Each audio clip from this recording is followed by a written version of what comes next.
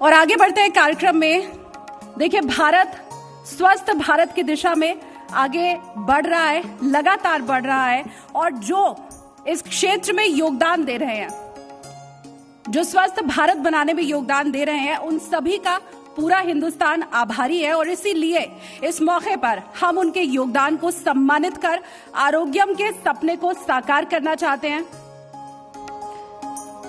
मैं आदरणीय स्वास्थ्य मंत्री मनसुख मंडाविया जी से निवेदन करूंगी सर कि आरोग्य के इन आचार्यों को आप सम्मानित करें, उनका जो हौसला है उसे और बढ़ाने की कोशिश करें, मजबूती दें। और इसी क्रम में मैं एक एक करके तमाम जो हमारे सम्मानीय अतिथि यहाँ पर मौजूद हैं उन सभी को मंच पर आमंत्रित करूंगी।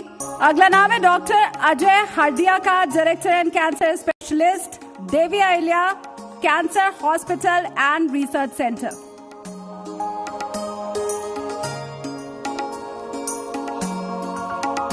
डॉक्टर अजय।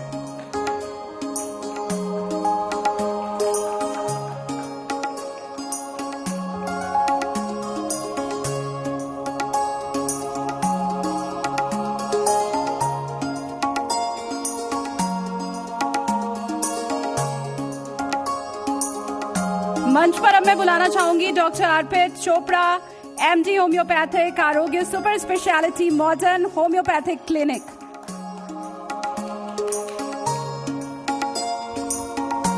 डॉक्टर अर्पित, तालियों।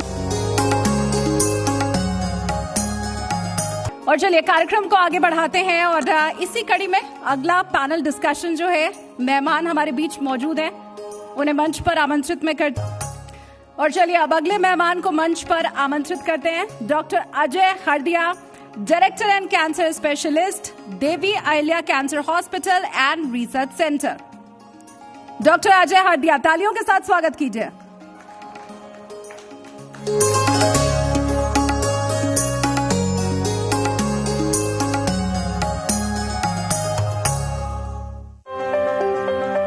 कैंसर जैसी खौफनाक बीमारी से पीड़ित मरीजों के जीवन में हमेशा से जीने की एक नई आस जगा देते हैं मशहूर कैंसर रोग विशेषज्ञ डॉक्टर अजय हरदिया।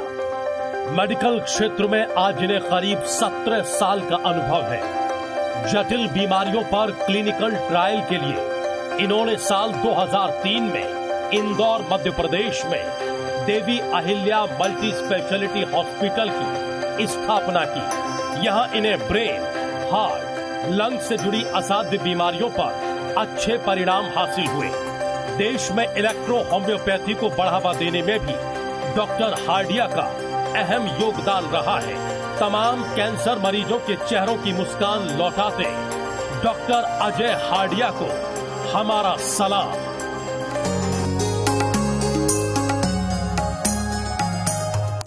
और इस पैनल डिस्कशन का एजेंडा है, फिर महामारी कितनी है हमारी तैयारी। पैनल को मॉडरेट करेंगे मेरे सहयोगी Pratyush Khare. Pratyush, over to you. शुक्रिया शालिनी। तो मैं चाहूंगा कि हमारे इस पैनल का जोरदार तालियों के साथ स्वागत किया जाए। तो शालिनी ने जैसे बता दिया कि फिर महामारी कितनी है हमारी तैयारी, इससे जुड़े कई तरह के सवाल लोगों के मन में हैं, लेकिन इससे इतर भी कई सारे सवाल हैं। डॉक्टर अजय हरदिया जी, कैंसर को लेकर लोगों के अंदर एक डर और एक हमेशा ये चीज बनी रहती है कि लाइलाज बीमारी है, कैसे ये ठीक होगी। आपको लग रहा है कि इस पेंडेमिक में जब लोगों ने अपने हेल्थ को लेकर बहुत ज्यादा लोग कॉन्शियस हो गए, सोचने लगे, तो इसमें कुछ आपको लग रहा है कि होता क्या है कि एक्चुअली कैंसर के बारे में लोगों को पता कब चलता है? लास्ट स्टेज या सेकंड स्टेज में। लोग कहते हैं कि अगर आप थोड़ा पहले आते तो शायद हम कुछ कर पाते। आपको लग रहा है कि स्थिति में कुछ सुधार आया है? देखिए, अभी कोई स्थिति में सुधार होना चाहिए जी, अपेक्षा अनुसार वो अभी सुधार अभी तक नहीं आया है।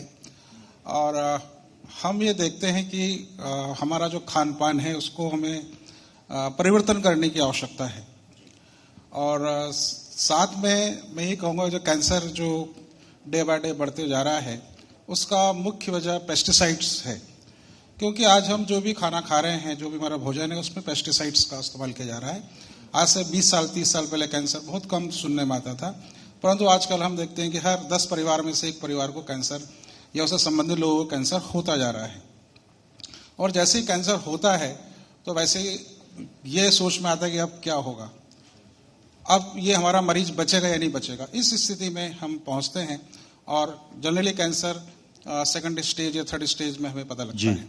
हमारे पास जो मरीज आते हैं, चूंकि हम इलेक्ट्रोपैथी चिकित्सा पद्धति से इलाज कर रहे हैं, और हमारे पास जो मरीज आते हैं जब वो सर्जरी करा चुके होते हैं, रेडिएशन करा चुके होते हैं, कीमोथेरेपी करा चुके हैं, तो जब उनको पेन डेवलप हो जाता है। अभी तक वर्ल्ड में पेन का कोई इलाज नहीं है, और जब पेन होता है तो उसको मॉर्फिन दे दी जाती है।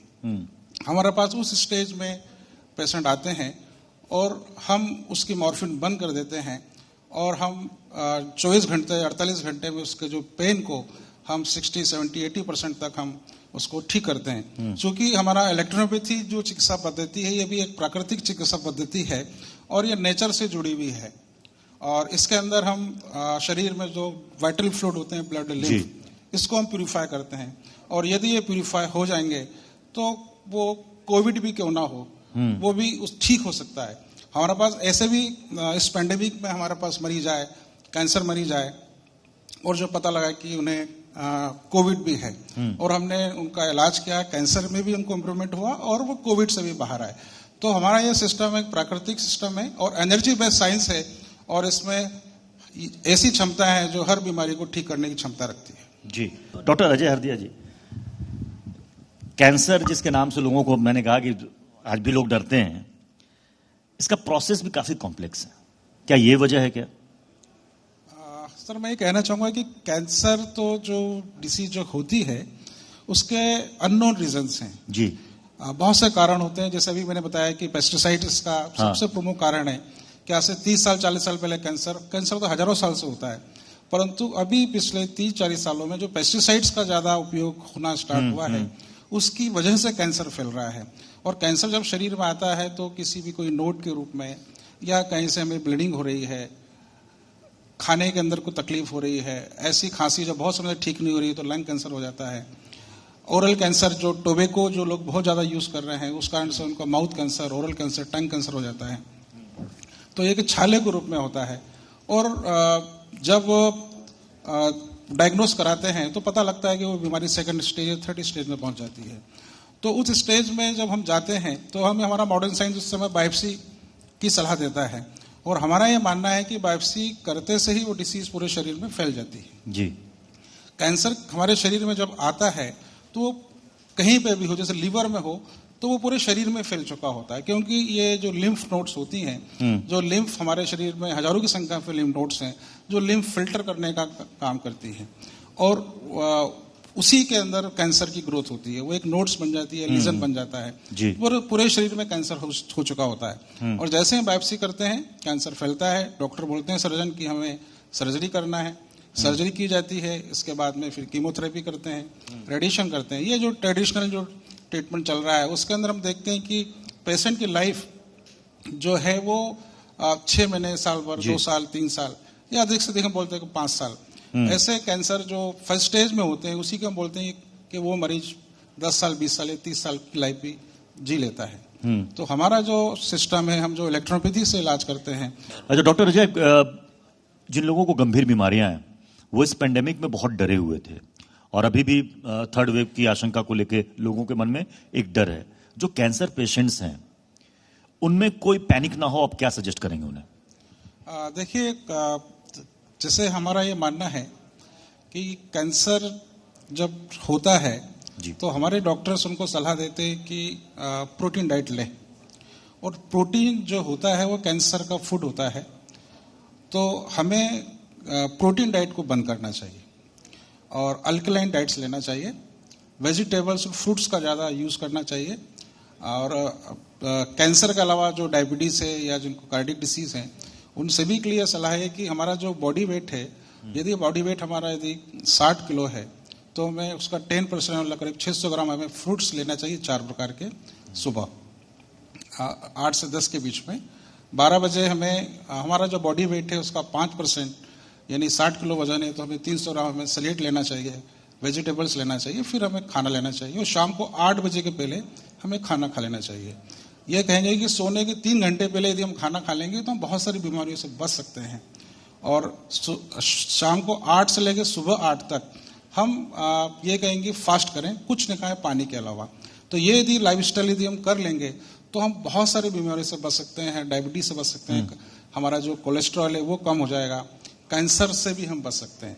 तो डाइट से भी बहुत सारी चीज़ों को हम हमारी इम्यूनिटी लेवल इससे बढ़ जाएगी। फ्रूट्स और वेजिटेबल्स में इतनी ताकत है कि हमारे एनर्जी को, हमारी इम्यूनिटी लेवल को बढ़ाते ही है। एक बात तो कॉमन है इस पैनल में कि सिर्फ बीमार होने पर ही टेस्ट ना कराएं, बल्कि बीमार ना पड़े इसके लिए भी कुछ बेसिक चीजें हैं, कुछ टेस्ट हैं, वो अगर हम कराएं तो जिस प्रिवेंशन की बात यहां पर हो रही थी उसको हम पा सकते हैं और कम से कम बीमारी से हम दूर रह सकते हैं और लड़ सकते हैं अगर कोई बीमारी हो जाए तो।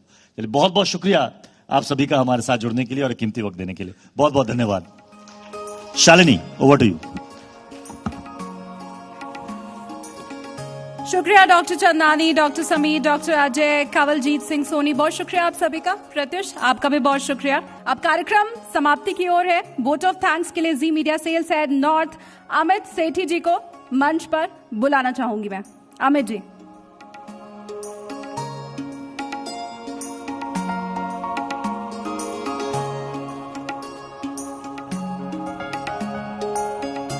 Good evening, everyone. I take this opportunity to thank each one of you for gracing the occasion. And it's a delight to have all of you here. And I sincerely want to thank our sponsors as well, including Kesri Malam, Dish TV, Windsor Games, and Sannyasi Ayurveda. Dinner is waiting for you all. Please take care of yourself. Thank you so much.